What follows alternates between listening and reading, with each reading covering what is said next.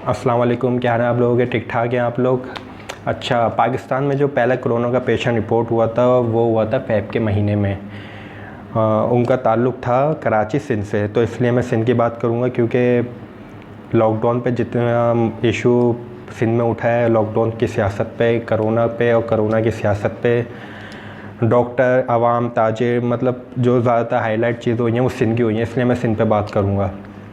पहला पेशेंट जैसे रिपोर्ट हुआ था तो सिंध गवर्नमेंट ने काफ़ी ऑन द स्पॉट अच्छे डिसीजन लिए थे, जिसकी वजह से आवाम ने भी उनको अप्रिशिएट किया था। स्टार्ट में आवाम जब उन्होंने पहला पेशेंट देखते ही स्कूल को सारे तालीमी इदारों को बंद कर दिया, शादी हॉल्स वगैरह, पार्क्स जितने भी थे हमारे, मॉल्स और गवर्नमेंट इदारे हमारे और प्राइवेट सेक्टर जितने भी थे उनको उन्होंने फौरी तौर पे बंद कर दिया।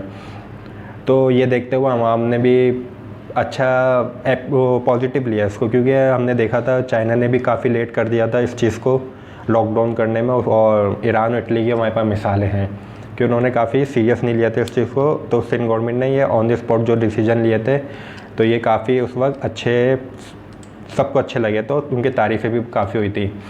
खैर फिर मज़ीद सख्त लॉकडाउन करने के लिए रेंजर्स और पुलिस को भी ऑर्डर्स जारी कर दिए थे।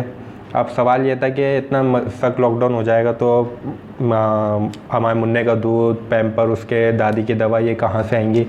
तो गवर्नमेंट ने एक अच्छा इकदाम ये किया था कि जितने हमारे डेली बेसिस की चीज़ें हैं ना उनको हम ओपन, वो शॉप्स हमारी ओपन रहेंगी। जैसे हमारे मार्ट हो गए जिसमें ग्रोसरी आइटम हो गए, डेयरी मिल्क की शॉप हो गई, ब्राइडल चिकन हो गई, इन चीज़ की शॉप्स हमारी खुली रहेंगी, तो ताकि आवाम डेली बेसिस पे चीज़ें ले लें। खैर ये सिलसिला चलता रहा, एक हफ़्ता चला होगा। उसके बाद फिर आवाम ने इसका मजाक उड़ाया कि यार चिकन की दुकान पे या दूध की दुकान पे यहाँ पे वो कोरोना नहीं आएगा, परचून की दुकान पे कोरोना नहीं आता।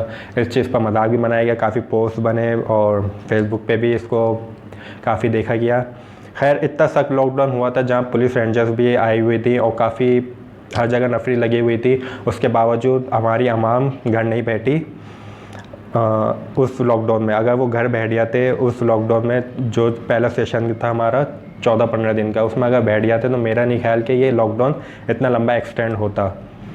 लेकिन कुछ लोग बाज नहीं आए, वो गफूर चचा भी हमारे पास नहीं है, वो भी निकल गए बाइक लेके, फैमिली को बिठा के बाइकों पे लेके आ रहे तैयार होके, कॉटन का सूट पहना है, बच्चों को चमकीले हुए चश्मे पहनाए हुए, बेगम ने डार्क मेकअप किया हुआ है, बाइक पे जा रहे हैं। भाई कहाँ जा रहे हो इतना तैयार होके?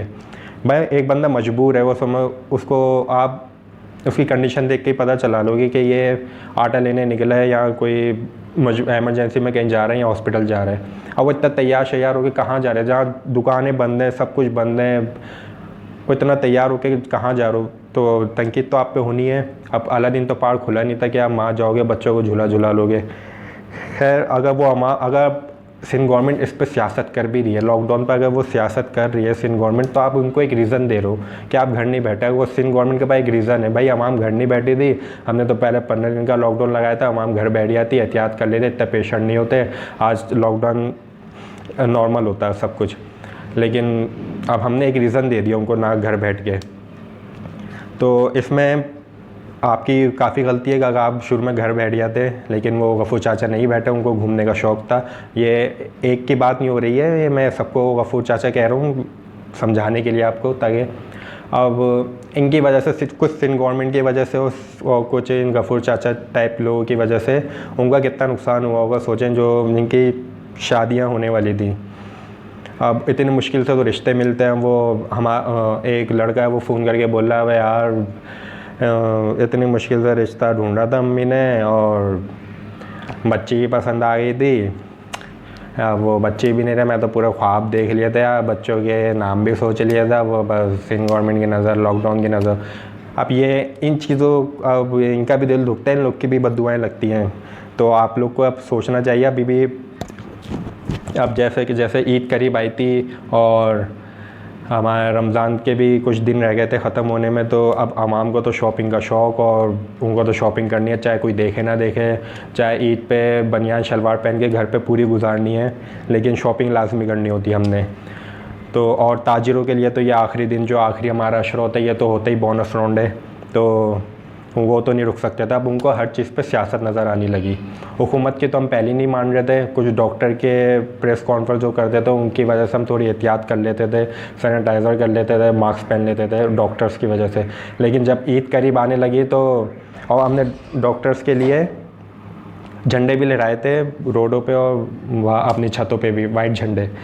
तो जैसे अब ईद करीब आने लगी वही डॉक्टर प्रेस कॉन्फ्रेंस करके बोल रहे हैं अगर दुकानें खोली गई तो कोरोना के पेशेंट बढ़ जाएंगे। अब उसी आवाम ने उसी डंडे में से झंडा निकाल के वही डंडा डॉक्टर्स को दे दिया, क्योंकि अब उन्होंने सुननी नहीं थी और शॉपिंग करनी थी। खैर इस हालात में चीफ जस्टिस आवाम के लिए, तरसीबी आवाम के लिए एक फ़रिश्ता बन के नाजिल हुए। अब 31 मई को एक अहम इजलास है जिसमें प्रोविंस गवर्नमेंट होगी और फेडरल गवर्नमेंट भी होगी हमारी। उनका अहम मुश्तरका इजलास है, उसमें यही डिसाइड किया जाएगा कि लॉकडाउन को मज़ीद करना है या नहीं करना, नरम करना है, कैसा करना है। खैर जो भी डिसीजन आना है आवाम ने उसको नेगेटिव ही लेना है, क्योंकि पहले आवाम को जो आवाम घर पे होती थी वो कहीं निकल रही है तो वो ये देखती थी कि यार वो दूध की दुकान भी तो खुली है। मतलब वो ये नहीं कहते कि यार दूध की दुकान भी बंद करो, वो ही कहते थे अगर दूध की दुकान खुली है तो वो भी खोलो। मतलब हर चीज़ को नेगेटिव हमारी कौम लेती है। तो अगर ये अब लॉकडाउन होगा आगे, अगर लॉकडाउन का ये फ़ैसला होता है कि भाई लॉकडाउन हम मज़ीद करेंगे तो आवाम यही लेगी कि भाई क्या रमज़ान में जो ईद पे दुकानें आपने खोली थी तो उस वक्त क्या वो कोरोना अपने गाँव ईद मनाने चला गया था, यहाँ छुट्टियों से वापस आ गया वो छुट्टियाँ मना के। अगर वो लॉकडाउन ये फ़ैसला होता है लॉकडाउन में कि SOPs के तहत सुबह 6 से शाम 5 बजे तक दुकानें खुलेंगी, उसके बाद बंद हो जाएगा, तो आवाम ने फिर ये लेना है कि या ये क्या मतलब 6 से 5 बजे तक क्या कोरोना कहीं चला जाएगा, उसके बाद अपाहिज हो जाएगा, व्हील चेयर पर बैठ जाएगा, 5 बजे के बाद वो मतलब वो स्ट्रॉन्ग होल्ड बन के आ जाएगा या अंडरटेकर बन के आ जाएगा। आवाम ने ये इस चीज़ का लेना है। खैर इस आवाम के लिए मेरे पास कोई अल्फाज नहीं है, बस मुझे माफ़ कर दें आप लोग सारे, मुझे छुट्टी दे दें। Thank you.